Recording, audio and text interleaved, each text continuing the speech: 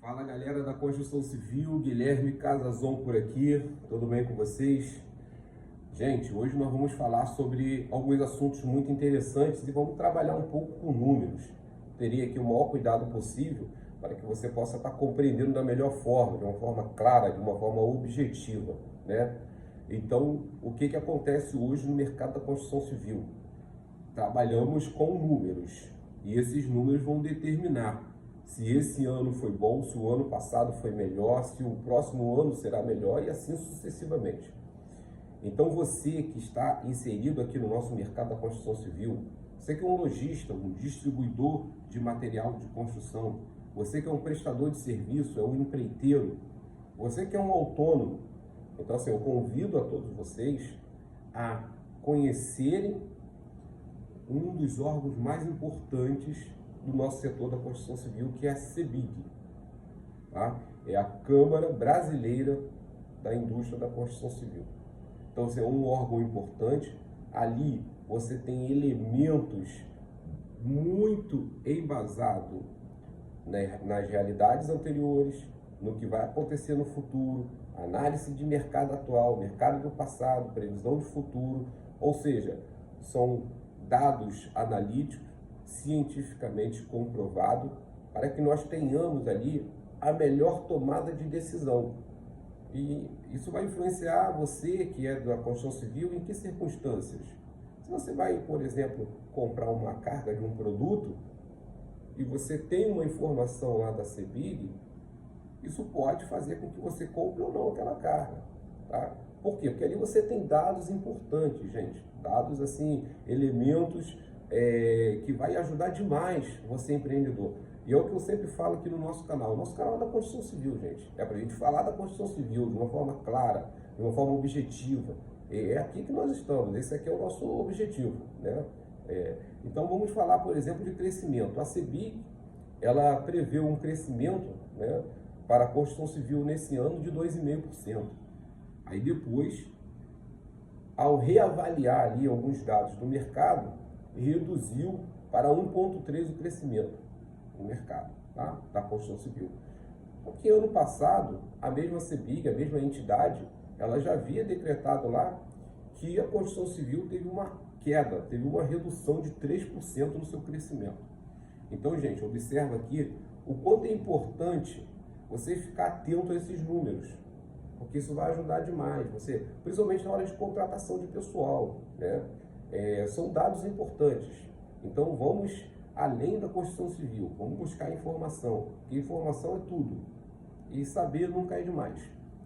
Agora, tem alguns pontos que nós precisamos aqui trazer para o conhecimento de todos, que é o seguinte: como que a CEBIG ela vai chegar a essas conclusões? Claro que quando a gente fala da CEBIG, tem diversos outros órgãos, gente, que dialogam ali com a CEBIG. Depois nós vamos falar um pouco de cada um, né? Mas para o vídeo não ficar muito longo, vamos centralizar aqui na CEBIG. Então, pois bem, quando a CEBIG ela vai buscar elementos para fazer essa análise e apresentar informações, previsões corretas, embasado em dados oficiais, vai levar em conta, por exemplo, a geração de emprego na construção civil. Os estados que estão demandando, os estados que estão gerando mais oportunidades de trabalho, as obras, o nível da obra. E aí nós precisamos falar do nível de atividade das obras. Aqui, claro, que nós estamos falando de grandes construções, estamos falando de grandes obras. Somente as grandes obras, elas conseguem impactar nesses resultados que nós estamos aqui abordando. Eu preciso ressaltar o seguinte: quando uma pessoa faz uma reforma residencial, uma pequena reforma, quando uma pessoa faz, por exemplo, um reparo num prédio, um reparo predial, por exemplo, em um prédio, essas pequenas reformas, gente, ela não vai ter, pelo menos no primeiro momento, uma interferência nesses dados que nós estamos trazendo aqui, tá? Isso vai ter outras informações, outra análise que depois a gente consegue até trazer aqui para que possamos estar buscando uma melhor compreensão. Mas o que nós estamos falando aqui é de grandes obras, tá? Então vamos lá. Aí depois tem o Produto Interno Bruto, que é o PIB. E aí o PIB ele é extremamente importante para que o órgão, a entidade, possa fazer essa avaliação. E a taxa de juros?